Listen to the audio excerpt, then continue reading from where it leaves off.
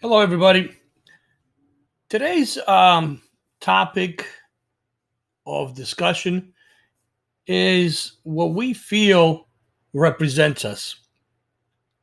Today's topic is called Futsal is in Our DNA.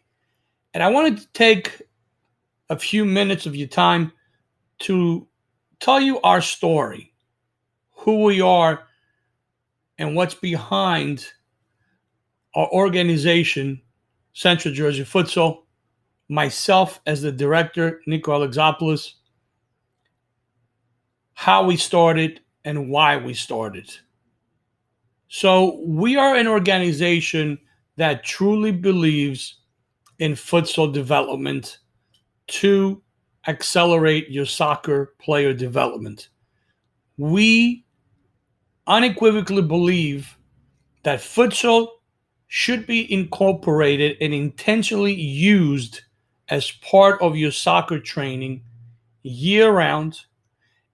And at the early stages, it should be early stages of discovery of your player's soccer career, those years of, let's say, 2, 3 years old to minimum 7 to 9 years old, be thought of first. In other words, not be thought as a side brother to soccer, as an off-season activity, but thought of first. Play futsal first, train in a futsal environment first, and then soccer come as the years increase. We unequivocally believe that futsal will help you develop a top level soccer player, and you can take that to the bank. So, once again, futsal is in our DNA, and I'm going to start my story with a personal photo. This person here, 1, 2, 3, 4 from the left, this is myself at the age of 15 years old, and I would play futsal in Union County. This is one of the Portuguese teams I used to play, and as you can see from the hardwood floor, in those years, now this is, late 70s, early 80s. At that time, there were no turf fields. There were no indoor turf fields. There were no indoor complexes. The only option that you had was either school gymnasiums or the armories throughout the state that you could go in and play, quote unquote, indoor soccer, but really it was futsal. So I do not just preach, I do not just teach the benefits of futsal. I am not just passionate about futsal because it's the next fad, it's the next in thing to do. I am a product of the futsal environment. I was born in Europe. I grew up in Europe until 8 years old. My dad was a professional goalkeeper in Europe. I am an environment where I grew up learning how to play soccer in a futsal environment and develop my skills through the futsal environment. When I came to this country, I continued playing futsal alongside outdoor soccer, either in the parks, in the school grounds, playgrounds, between cars, on the streets, wherever we could. Futsal is playing the sport of soccer on a hard surface, preferably with a futsal ball. It's much more difficult to control your skills, control the ball in a fast surface, that of a hardwood floor, of a tennis court, of a basketball court, of a street, than being able to control the ball in a soccer field where it's either turf or even slower, a grass field. So I hope I made my point clear. So once we establish that futsal is our driving force in developing soccer players, I want to establish and go back to my roots, and I want to show you guys some videos of our early years here in Jackson, New Jersey, where personally I started futsal training. If you guys want to look at my bio, I invite you to go to Central Jersey Futsal or our YouTube, and probably Google my name, and you can see my bio. Basically, after a professional soccer career that didn't last that long, I came to the U.S. and became, a banker for a lot of years, mortgage banker.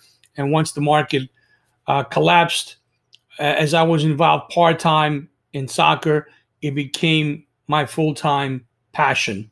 And this video, some of these videos that you guys are going to see are taken, the quality is not going to be good, but they're taken, I don't know, probably like 10 years ago, 12 years ago, I don't know. But this first one, and let me take away that picture so you guys don't have the destruction of that. The first one, bear with me here. Let me try to bring other videos up as well. You guys get to see now the back of my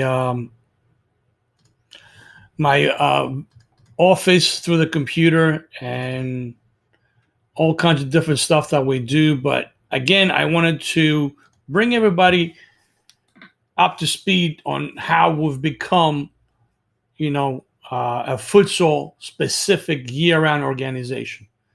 So again, this first video is a video that back in those days, there weren't a lot of indoor facilities to rent, and the ones that they were very expensive. So for your volunteer clubs, it was, unless they had a lot of money, it was not cost effective. So during the winter, we always struggled to find some place to train and not blow all our budget. So coincidentally, one of the soccer moms, one of the teams that I coached, was involved in the school system. And she said, I could get you gym space if you want to train on the gym, because everybody in those days used to look for turf. If you want to train, you don't mind training on gym space, and get your gym space.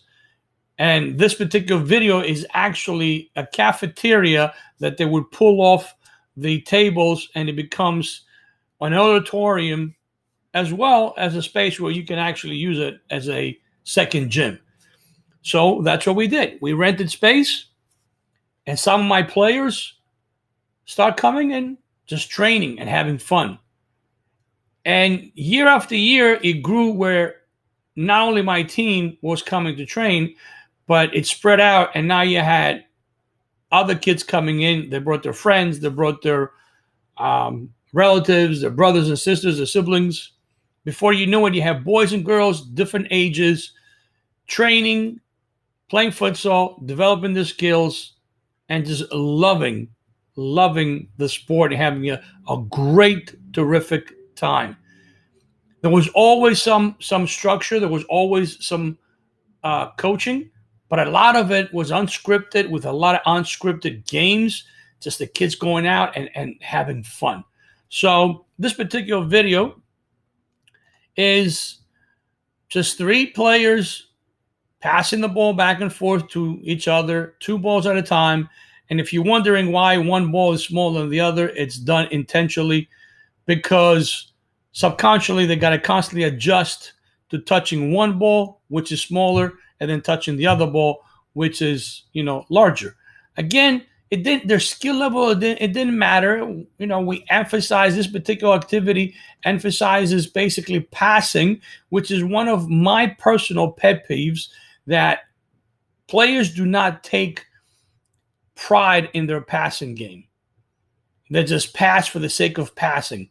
They do not make a quality pass with putting the ball on the right foot of the receiving player in the right space, making the pass at the right pace. In other words, how hard or how soft the pass is, and at the right time when the pass should be passed, when the ball should be passed. So, in my opinion, I don't care how old you are. If you're 3 years old, 4 years old, 5 years old, or if you're 18 years old, it begins with fundamentals, learning how to touch the ball, learning how to dribble the ball, most importantly, learning how to pass the ball. if you happen to ever attend a professional training session, you will notice that top professionals spend part of the session doing exactly this: passing, receiving, juggling the ball, dribbling, working on their individual fundamentals every single day, day in, day out. So if those players are doing it, what makes you think that younger players should not be doing it? They should do it every single day. Okay. So this is one of the videos. Let's see. Let's hop on another video. Okay. Let's minimize this a little bit. I don't know what I just did, but let me minimize it and let me go to another one. Let's see. Which one should we pick? Oh, here's a good one.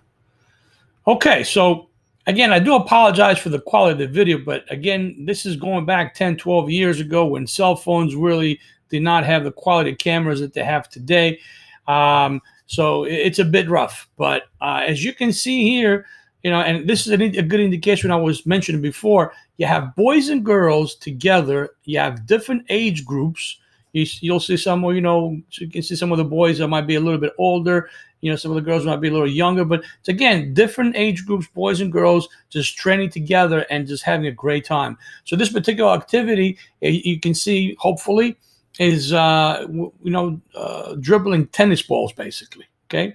Tennis balls, working on their, controlling the ball and their technique. And what they have to do is while they're dribbling, they're knocking a cone down, and the next player, there's two teams actually. So one team is knocking cones down, the other team is picking up the cones, and at the end of a certain time frame, we count how many times they knocked the cones down and how many times they picked it up, and we do it. There's a winner. But again, the emphasis is, and it's very uncomfortable in those years. I think that dribbling with a tennis ball was not that commonly seen. In fact, I think it's probably not that commonly seen in today's environment. But once again, think about it. You trying to manipulate and you're trying to control a tennis ball, which is very small, very small. And as you guys can see, the surface they're trying to dribble on, it's very slick. It's very fast. It's not a slow surface, which makes it twice as difficult. So it's freestyle dribbling, as we call it. In other words, you can use both feet. We encourage them to use the bottom of their foot, their sole, because the bottom of the foot, regardless if you're playing indoors, outdoors, futsal, soccer, the bottom of your foot is a great tool to be able to direct the ball. Okay, pull the ball back, push the ball forward. So it's always, it's a great way to be able to manipulate the ball. So we encourage them to use the bottom of their foot, their sole, as much as possible. But at the same time, they can do whatever they want. There's no restrictions in this. Using your left foot, right foot, instep, outside of the foot. Obviously, they can't use laces because this is a tennis ball. So, just unscripted, freestyle, have fun, dribbling, knocking cones down, picking cones up, and just, again, subconsciously, they're not really thinking that they're training because it's an activity, because they're having fun at it. It's something out of the ordinary. It's something out of the box. It's when they go to their teams, chances are, they're not doing these kind of things. So creating an environment where it's unique, it's fun, as a player, you don't want to get bored. And believe me, after playing all the years, and when you get to the higher level, although you have to get certain things done and some of the things may become repetitive, coaches try to have the players, regardless of the age, as engaged as possible, because that's when you get the maximum performance out of it. When you have a bored player, it's extremely difficult to get the best out of them, the best performance. So creating that environment where it's fun, it's unique, it's unusual, and something new, it's very important. So again, I do apologize for the quality of the video, but as I say, it's taken a lot of years ago when the cell phone cameras were not as good. So I want to do one more video, and again, I think I'm going to make a habit of this and start posting videos and going over some of the stuff that we used to do and some of the stuff that we still do, of course, but just to show you the history of our organization and where we came from. In those days, we strongly believed that at some point there would be a futsal league. Some point there would be a competitive environment, tournaments, local competition, regional competition, or national as well as international. So it began in the grassroots, if you want to call it, of futsal, playing in school gymnasiums and cafeterias, and it developed into creating a structured, organized training that followed by a futsal league, tournaments, and where we are today, where our mission once again is to educate everyone on why they should be training year round in a futsal environment along their soccer training. Now, in this particular video, you'll see there are 4 sets of cones would represent. It's in a square representing 4 different goals. One player is passing the ball and quickly trying to defend. The other player who receives the ball, they have to make as many moves, and it could be anything, creative, as many moves as possible before they decide to go to score a goal. But it's got to be a 3-move minimum. So after 3 moves, you can decide to score, on any particular goal, or you can keep trying to make moves and build the amount of moves that you make. And then, of course, we have a player who has the highest amount of moves. So now you have an environment where it's extremely fast. The ball moves very fast. It's very difficult to control the ball. You have the element of 1v1 battles. You have the element of a small restricted space, multiple goals. So there's all kinds of things going on that are so crucial to your outdoor soccer game. And again, it's done in an environment where it's fun. You got boys, you got girls, you got different age groups. They're all fighting against one another, bragging rights. I did 8 moves, you did 3. Oh, did you see that pull back, this, that? So it's just a fun, creative environment where the coaches are always jumping in there, constantly stopping them and, directing them and whatnot. I have the volume lower down, so there is a little bit of direction as far as, kind of directing the activity. But hey, do whatever you want. Like, this particular player, she's got her back. And, some players, actually not some players, quite a few players have the habit of, as soon as an opponent comes, they will automatically try to turn their back on them, okay? Because it's easier to shield the ball as opposed to trying to take on that player, make moves, beat him, and get around them. So again, we don't try to interfere too much. Yes, that's the habit that we want to break, but you kind of jump in, maybe, when they're setting lines, say, hey, listen, try to face and do, scissors going forward as opposed to turning your back all the time. So you give the direction basically when it's not going on in the activity. We try to keep it as fluent as possible. So I'm getting some of the coaching points in there, but again, the purpose of this video, and I promise I will make a lot of other ones to follow, is just to show you guys where we came from. These are our roots. This is 12 years ago, 14 years ago. I don't even know how long ago. There's no time stamp or date stamp on these videos. But how we started and how we don't just talk the talk. We walk the walk. We are futsal people. We are coaches that are certified in futsal. And although this is skills, okay, these are skills, as other videos will, you'll see as the progression goes, the training and gets into tactical and kids learn how to play the actual game of futsal. So it's a twofold kind of benefit. Number one, you're learning how to improve your skills without even realizing it subconsciously. I mean, the acceleration rate of development in a futsal environment is a lot faster than a soccer environment because, again, it's much more difficult to do what they're doing. So they develop a lot quicker because they have to master it. And it just happens quicker,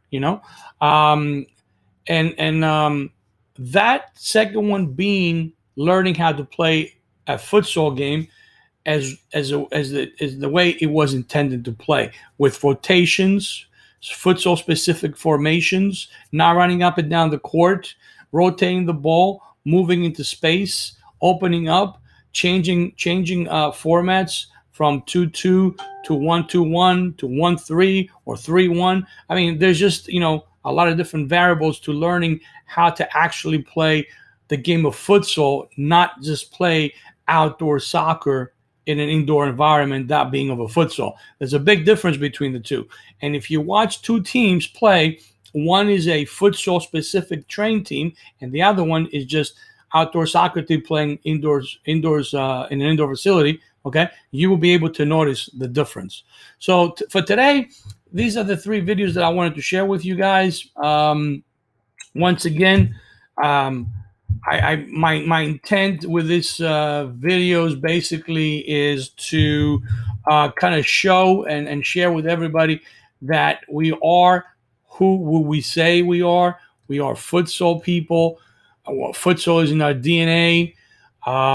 We believe strongly that futsal should not be a side activity, but it should be a year-round activity alongside with your soccer development. And in your younger starter age groups, say 3 years old, 2, 3 years old to 7 to 9 years old, it should be thought of first. Instead of, signing up for a program that's being taught or is being conducted on turf environment, sign up for something that's being done on a futsal environment, and you will not regret it. 100%, you can take it to the bank.